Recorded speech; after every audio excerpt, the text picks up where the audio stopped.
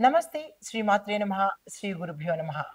మనకి ఖగోళ శాస్త్రంలో ఈ గ్రహాల యొక్క సంచారం వల్ల ప్రతి నెలకొకసారి, ప్రతి 15 రోజులకొకసారి ఇలా వాటి గమనంలో కొన్ని రాజయోగాలు మనకి తటస్థపడుతుంటాయి. అందులో మాలవ్య యోగము, భద్ర రాజయోగము, మహాలక్ష్మి రాజయోగము, అమలక రాజయోగము ఇలా ప్రతి రాజయోగాలు వాటి యొక్క గమనంలో మా దేశానికి, మనుషులకు, తరువాత రాసులకు ఇలా ప్రతి ఒక్కళ్ళకి కూడా వాటి యొక్క ప్రభావాన్ని చూపిస్తూ ఉంటారు. ఇప్పుడు మనకి జూన్ 15 నుంచి జూలై 15 వరకు, జూన్ 1 నుంచి జూన్ 30 వరకు మనకి గతంలో అమలక రాజయోగం వచ్చింది.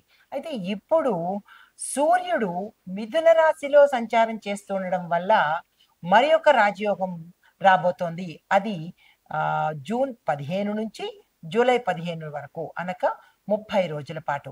అయితే ఈ సూర్యుడు ఎప్పుడైతే అంటే రవి మిథునంలో సంచారం చేస్తున్నాడో మనకి ఈ నెల రోజుల పాటు గోచారం ఆధారంగా చేసుకొని గ్రహస్థితులు ఎలా ఉంటున్నాయి, దేశ కాలమాన పరిస్థితులు ఎలా ఉండబోతున్నాయి, దీంతో పాటు ప్రతి ఒక్క రాశికి ఎలాంటి ప్రభావాలు ఇవ్వబోతున్నారు, దీంతో పాటు పరిహారాలు ఎలా ఉంటున్నాయి, ఏ పరిహారాలు చేసుకోవాలి అనే అంశాలను మనం ఇప్పుడు తెలుసుకుందాము.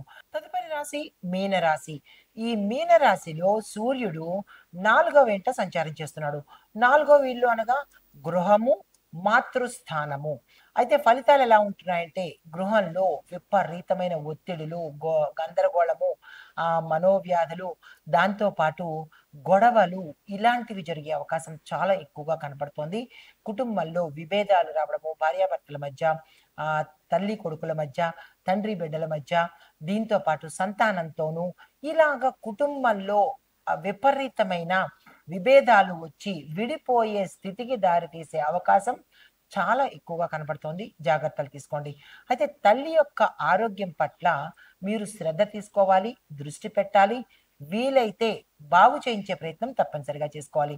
అయితే ఆస్తి కొనుగోలు, మార్పు చేర్పులకు ఏవైనా ప్రయత్నాలు చేసుకోవాలంటే ఈ సమయంలో చేసుకోండి. కలిసి వచ్చే అవకాశం కనబడుతోంది. వాహన యోగం కూడా మీకు ఈ సమయంలో కలగబోతోంది. కానీ కొనేటప్పుడు జాగ్రత్తలు తీసుకోండి.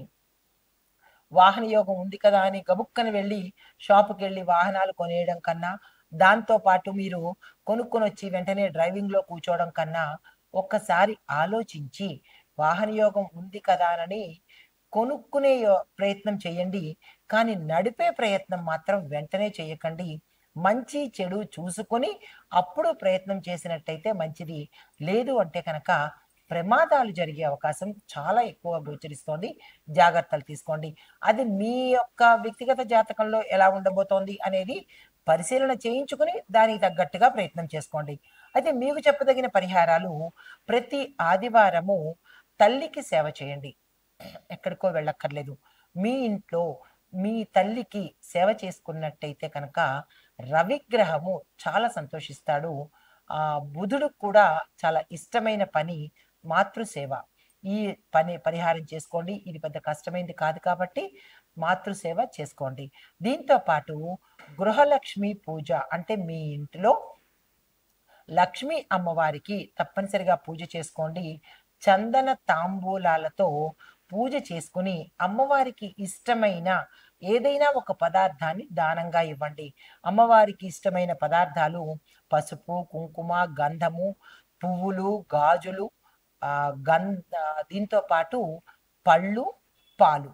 వీటిలో మీకు ఏవి శక్తివంతమైనవో వాటిని దానంగా ఇచ్చుకున్నట్టయితే ఆర్థిక పరమైన ఇబ్బందులు కానీ, తెలియని సమస్యలు కానీ పోగొట్టుకునే అవకాశం కనబడుతోంది.